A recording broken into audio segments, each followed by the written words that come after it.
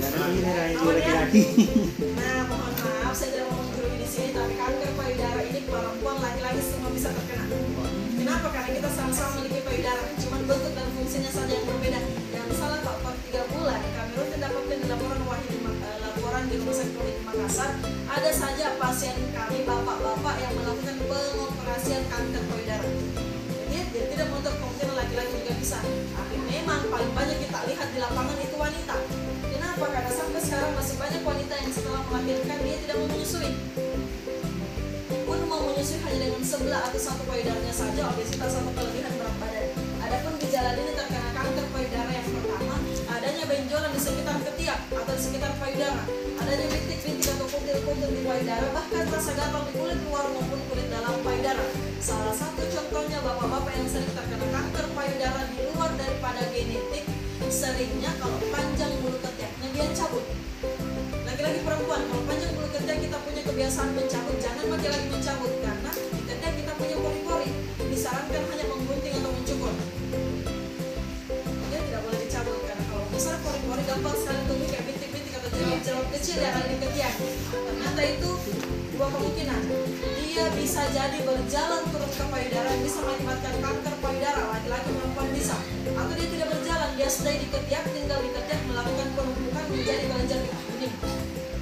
Jadi kedua-duanya bahaya, jadi jangan mencabut. Dan ini ada beberapa penderita terkena kanker payudara yang sudah menghitam, keras dan bengkak bersisik. Ini kelenjar getah bening awalnya mencabut saja bulu ketiaknya yang bisa memakan bagian depan hingga bagian belakang tubuhnya. Ini pasiennya laki-laki yang terkena kanker payudara tapi tidak mau sekali operasi, dan ini yang sudah dilakukan pengoperasian atau pengangkatan sel kanker payudara. Maaf, ini tindakan operasi tidak menjamin 100% sembuh. Biasakan kita dengar biar sudah operasi masih tetap keluar masuk rumah sakit. Kembali buku penjelasan saya di awal, kanker ini tumor, dia ini dibawa sama pembuluh darah mengalir setiap hari. Jadi ibaratnya rumput liar, dicabut rumputnya pasti akarnya masih tersisa. Jadi bagaimana cara mendeteksi kanker payudara? Bisa kita lakukan dengan 2 cara. Iya. Sebelum saya masuk ke cara menghindari kanker payudara, ini ada dokumentasi kami Yayasan Kesehatan Kanker Indonesia peduli memberikan bantuan ke penderita kanker yang tergolong kurang mampu. Semisal di antara bapak dan ibu punya keluarga atau mungkin di sekitaran rumahnya yang terkena penyakit kanker tergolong kurang mampu, boleh dilaporkan ke yayasan. Yayasan akan mensurvei, apabila lagi diberikan bantuan kami akan memberikan bantuan. Kalau semisal ada lagi keluarga atau di sekitaran rumah yang terkena penyakit kanker tapi disarankan ke Makassar untuk memeriksa, dia tidak mau lagi karena memikirkan tidak ada tempat tinggal, tidak ada biaya, boleh laporkan juga ke yayasan. Kami punya rumah singgah tepat di depan Rumah Sakit Polri Makassar, gunanya itu menampung pasien dari daerah secara gratis, ditanggung makannya sampai pulang di rumah masing-masing. Jadi sekarang sudah tidak ada penyakit kanker yang beralasan tinggal di rumah sampai menunggu waktunya. Bisa semua didiskusikan, bisa semua diusahakan. Intinya laporkan saja ke yayasan, kami akan mensurvei langsung. Ya. Jadi bagaimana cara mendeteksi kanker payudara? Bisa kita lakukan dengan 2 cara, mamografi dengan skema sadari. Nah, mamografi seperti ini hanya untuk ibu-ibu, bapak ibu ya. Nah, dijepit payudaranya menggunakan sebuah alat, nama alatnya memotes untuk melihat mana payudara yang normal, yang tidak ada benjolan, yang di sebelah sini sudah positif terkena kanker payudara. Dan kami lakukan penyembuhan ini bukan hanya di instansi pendidikan saja, tapi sifatnya menyeluruh masyarakat atau posyandu, angkatan militer atau satuan-satuan setempat, bahkan di tenaga kesehatan puskesmas atau rumah sakit. Sampai di sini saya sudah menjelaskan apa itu penyakit kanker, macam-macam kanker, gejala-gejala kanker. Lebih rasanya kalau kita hanya tahu teori, kami tidak tahu lagi cara menghindari. Karena kembali lagi lebih baik mencegah daripada mengobati. Cara menghindari kanker bisa kita lakukan dengan 2 cara, dari luar dan dari dalam. Dari luar yang pertama boleh kita lakukan pola makan yang sehat dan teratur. Yang kedua, konsumsi makanan yang berserat tinggi, perbanyak makan buah dan sayur. Yang ketiga, hindari makanan yang berlemak tinggi, daging-dagingan, contohnya bakso, contoh, kontrol, dan lain-lain. Saya tidak melarang, tapi jangan setiap hari. Yang keempat, hindari makanan yang mengandung zat karsinogen, dan yang kelima, lakukan olahraga secara teratur. Kalau saya boleh bertanya, saya boleh bertanya, dari 5 poin di atas, kira-kira poin keberapa yang paling sulit untuk bapak dan ibu hindari? Tanpa berpikir panjang, bapak ibu ya, langsung bisa menjawab poin ketiga. Sulitnya poin ketiga, ternyata poin keempat lebih sulit ternyata.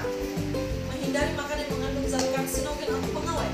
Karena kenapa zaman sekarang rata-rata makanan sudah mengandung pengawet, jadi pasti sudah dibedakan mana makanan yang mengandung pengawet, mana yang tidak mengandung pengawet.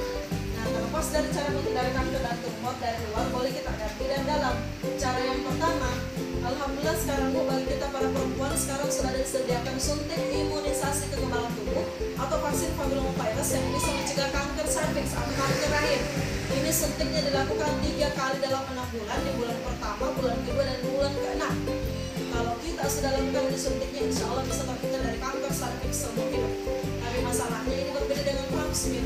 Pap smear tadi bisa didapatkan secara gratis, ini belum tertanggung BPJS atau belum gratis. Biaya 1 kali suntik untuk standarnya sendiri di Rumah Sakit Wahid Makassar kurang lebih 1.500.000 1 kali suntik. 3 kali suntik kurang lebih sekitar 4.500.000. Sempat saya ketemui di Rumah Sakit Ondata di Palu 1 kali suntik 2.200.000. Dan beda rumah sakit, beda lagi programnya.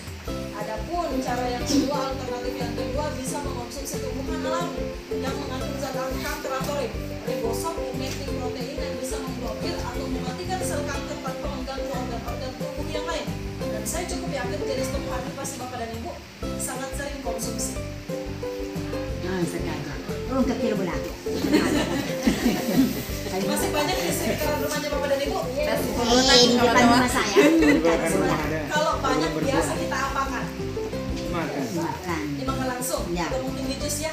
Kalau buahnya, kalau daunnya ada yang sering konsumsi, diapakan? Direbus, bisa menurunkan tekanan darah. Ternyata tumbuhan sirsak ini setelah dilakukan penelitian oleh Dr. Hendrik Wijaykusuma, dia mengandung 17 senyawa sektogenin yang bisa mencegah dan mengobati kanker sampai 50%. Tapi dengan cara yang benar. Nah, pertama-tama kita bahas daunnya dulu. Daunnya cukup kita ambil akan ganjil di sekitaran